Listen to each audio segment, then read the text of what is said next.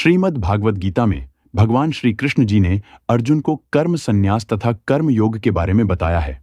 भगवान श्री कृष्ण जी ने बताया है कि कर्म संन्यास का अर्थ है कर्मों का त्याग करना, जबकि कर्म योग का अर्थ है कर्मों को करना, लेकिन निष्काम भाव से, यानी कर्म करो मगर उसके फल की इच्छा के बिना।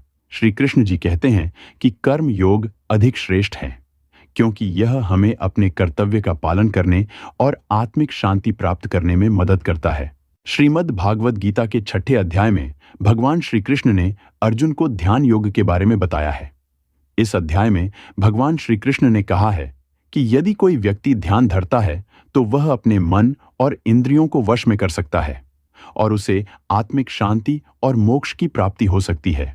भगवान श्री कृष्ण ने बताया है कि ध्यान योग का अर्थ है अपने मन को एकाग्र करना और ईश्वर में ध्यान लगाना।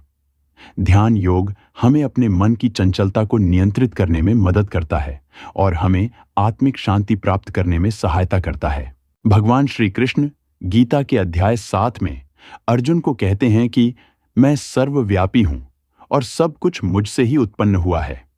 गीता के इस अध्याय का नाम ज्ञान विज्ञान योग है।